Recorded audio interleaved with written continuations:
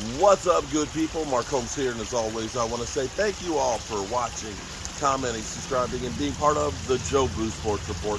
Without you guys, as well as you ladies, you know that this literally does not work. I hope everybody's having a great hump day. Tomorrow's already Thursday, and the weekend, of course, is just right around the corner. The Cowboys, of course, are getting to work for the Seattle Seahawks. Although no starters, I mean 0, nil, not a single one of the starters will be playing in that game.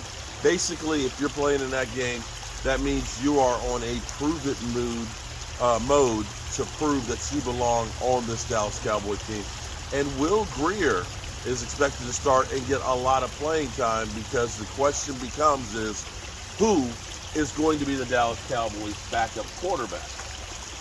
That is the big question here, and they're going to give Will Grier all opportunity to take the role, because quite frankly, they're not satisfied really with either of them, and it's kind of like a choice between, a prayer that we hope that our starter does not get hurt. A lot of people will say we need to upgrade the backup quarterback position, unless you're going with, say, I don't know, Colin Kaepernick or Cam Newton.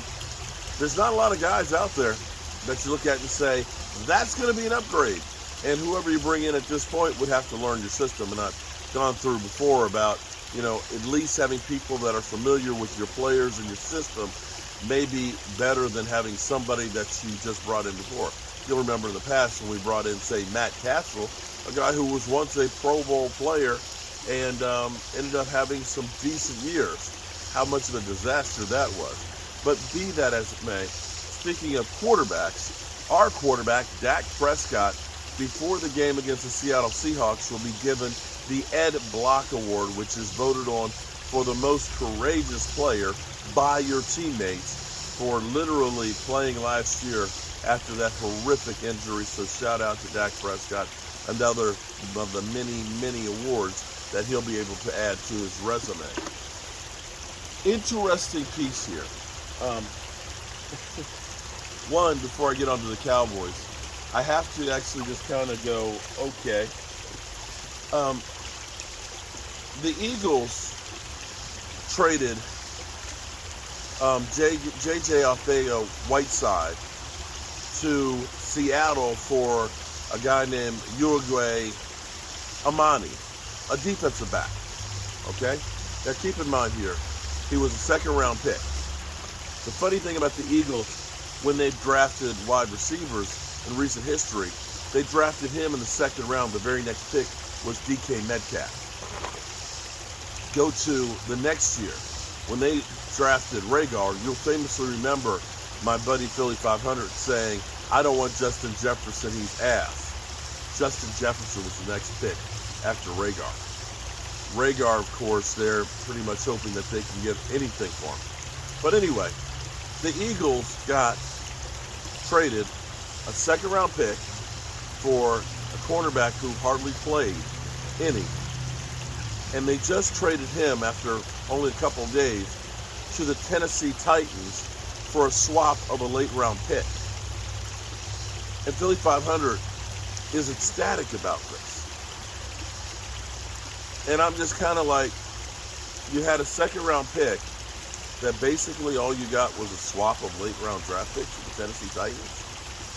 And technically, let's say hypothetically, if you play better than the Titans do next year, you're actually giving away more compensation, because your pick might be conceivably higher than the Titans, which means that you gave away a second-round pick plus something else. So why are you happy, Philly? Okay, anyway. All right, back to the Cowboys. Tyler Biadasz. Tyler Biadasz has to understand that this is put up or shut up time for him.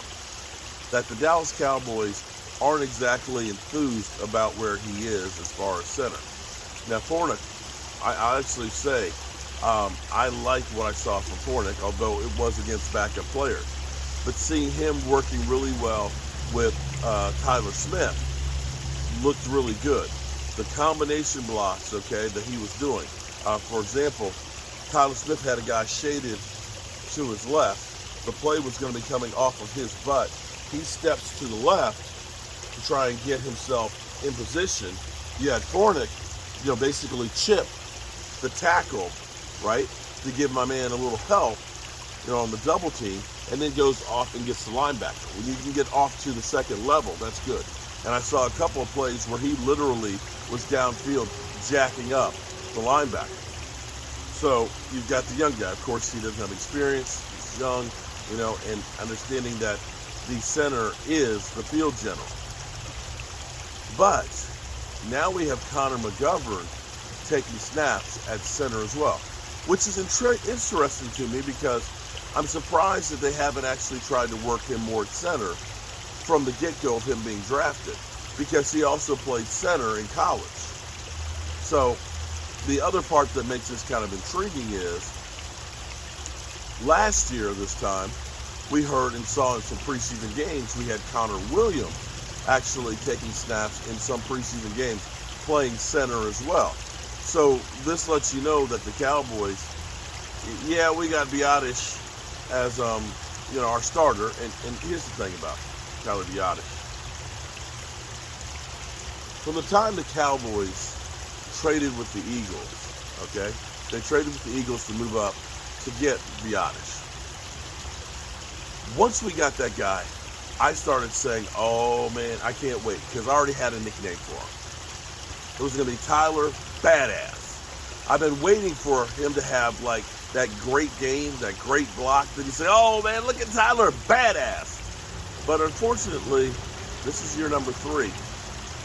I have not had the chance to use Tyler Biadasz.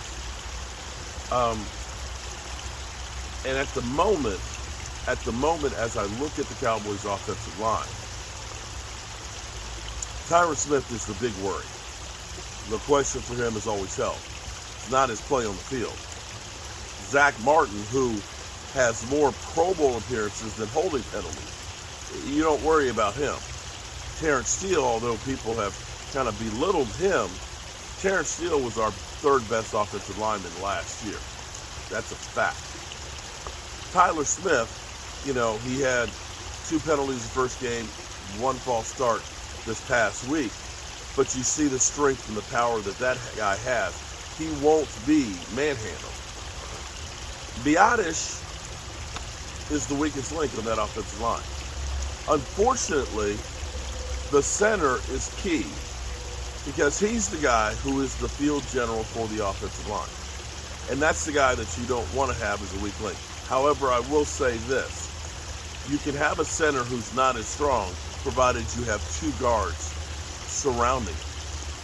And it's conceivable that we do have 2 guards. But this lets Tyler Biadasz know that they are looking for a different plan, and it's time to put up or shut up. But then again,